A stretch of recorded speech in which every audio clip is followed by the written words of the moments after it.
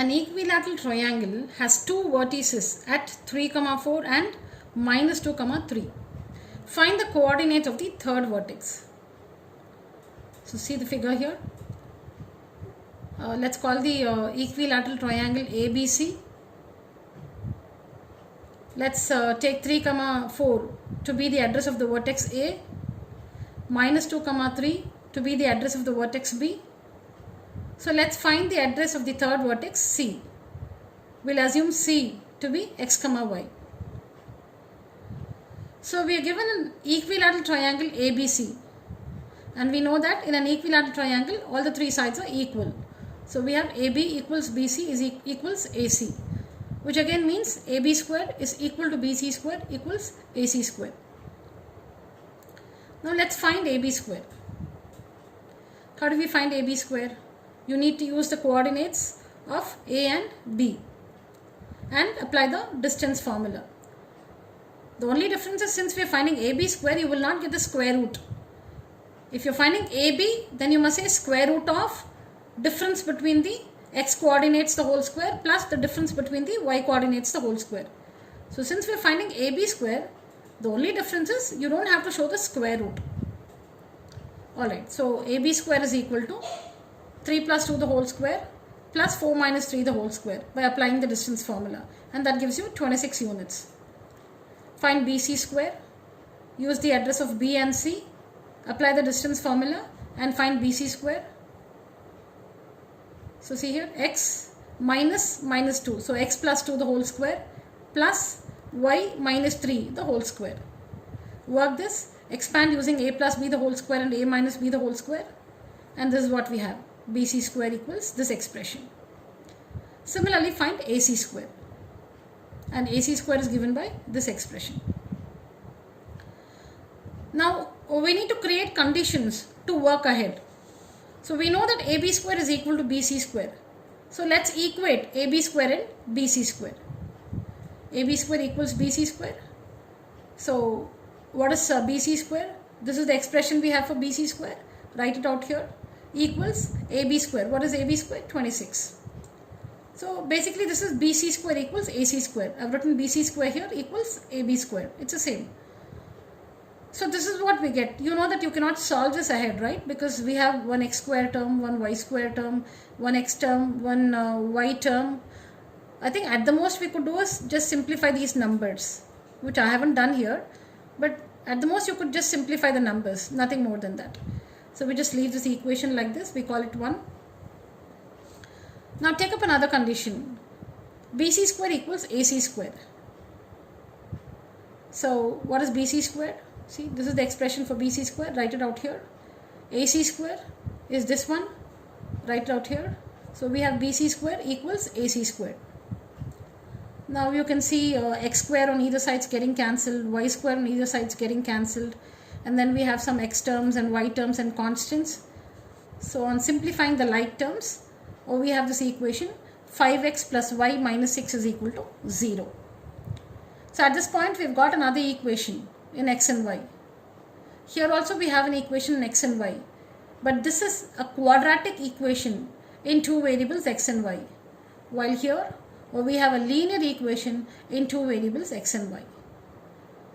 So the only way to solve these two equations is by using the substitution method.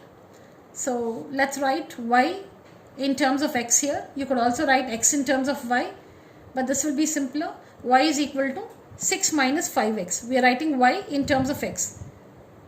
Call this 2. Substitute this in equation 1. Meaning this is equation 1. In equation 1, we are going to substitute y with the expression 6 minus 5x. So see here, x square plus 4x plus 4 plus y square.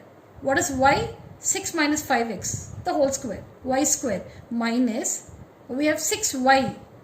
What is 6y? 6 into 6 minus 5x plus 9 is equal to 26. So what have we done? In the first equation, in place of y, we have used 6 minus 5x. So now what do we see? The entire equation is now in only one variable x. There is only one variable x throughout in this equation. So now we know that we can easily solve this equation to find the value of x, value or values of x. So on working, we have a quadratic equation in x. We have 26x square minus 26x minus 13 equals 0. So you can see that this equation can be divided by 13 throughout, which gives you this equation.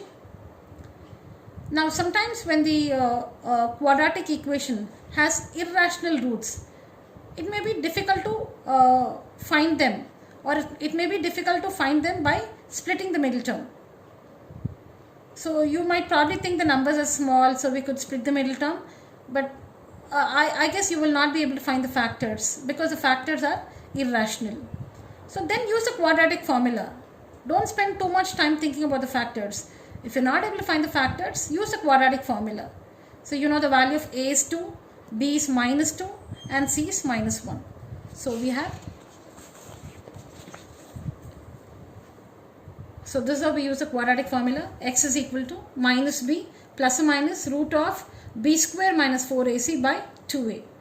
Apply the values, and what do we have for x? See here, x is equal to 2 plus or minus 2 root 3 by 4.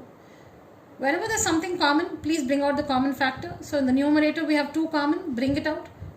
So that gives us 2 of 1 plus or minus root 3 by 4. So simplify 2 and 4. So 2 ones are 2 twos are. So that gives you x is equal to, this is plus or minus, right? So we have two values for x. So x is equal to 1 plus root 3 by 2. Correct? Or x is equal to 1 minus root 3 by 2. We have plus or minus here. So x is equal to 1 plus root 3 by 2 or x is equal to 1 minus root 3 by 2. So see, we have found two values for x. We have two values for x. So now the next thing is to find the corresponding values of y. How? By substituting the values of x in this equation. Y is equal to 6 minus 5x. So use the x values one by one. So when x is equal to 1 plus root 3 by 2, find the corresponding value of y. So we need to take up the LCM and simplify. We get y is equal to 7 minus 5 root 3 by 2. So when x is 1 plus root 3 by 2, y is 7 minus 5 root 3 by 2. So this is one of the addresses of C. We are trying to find the address of C.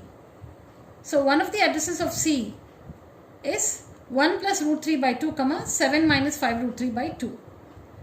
But we have another value for x. So let's find the corresponding value of y using the same equation. Y is equal to 6 minus 5x.